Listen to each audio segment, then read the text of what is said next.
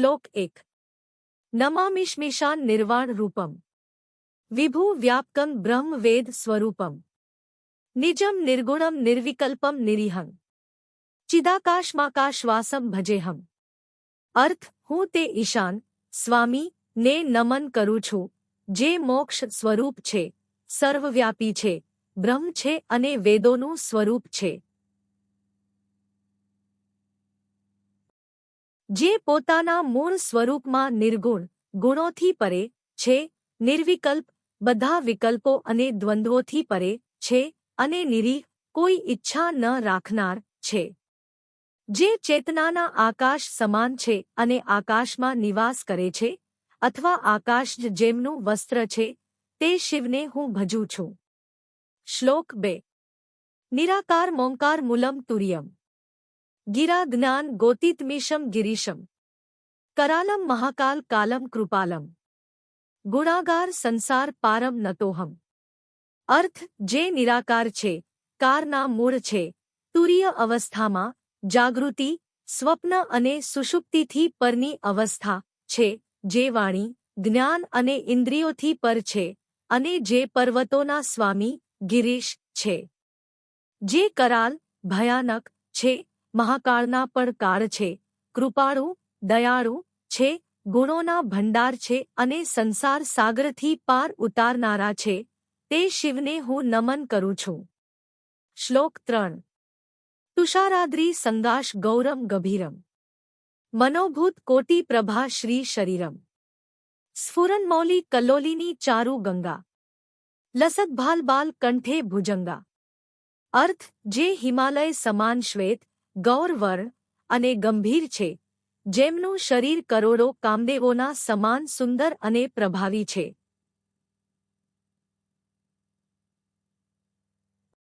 જેમના મસ્તક પર સુંદર મોજાવાળી ગંગા નદી વહી રહી છે, જેમની ભાલ લલાટ પર ચંદ્રમા સુશોભિત છે અને જેમના કંઠમાં સર્પમાળાના રૂપમાં વિરાજમાન છે।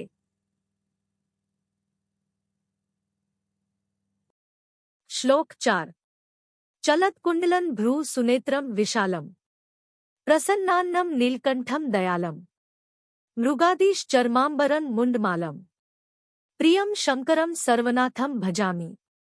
અર્થ જેમના કાનોમાં કુંડળ હલી રહ્યા છે, જેમની ભ્રમરો સુંદર છે, નેત્રો વિશાળ છે, મુખ પ્રસન્ન છે, કંઠ નીલો છે અને જે દયાળુ છે,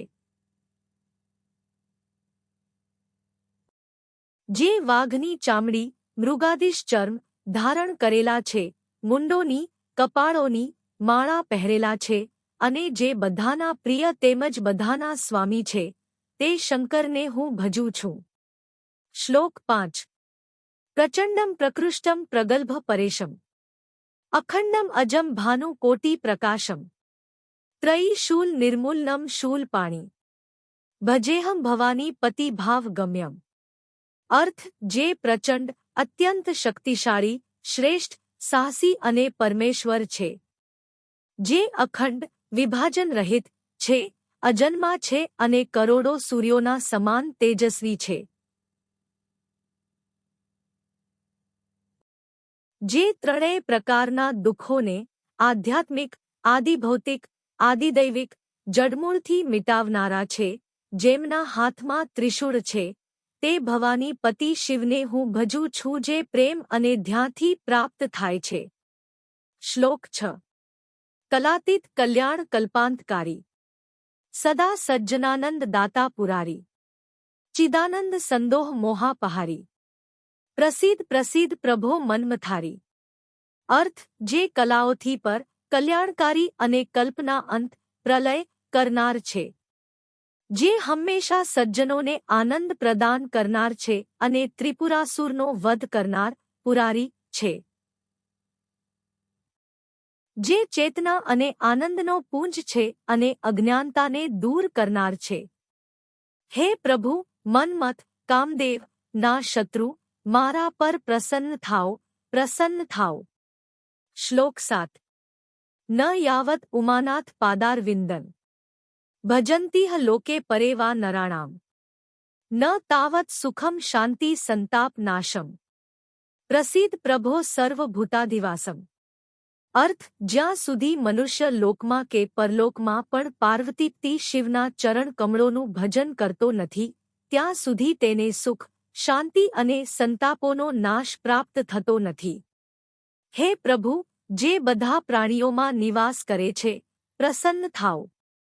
શ્લોક 8. રુદ્રાષ્ટકમ ઇદં પ્રોક્તમ વિપ્રેણ હર્તોષે. યે પઠન્તિ નરા ભક્ત્યા તેષા શંભુઃ પ્રસિદતિ.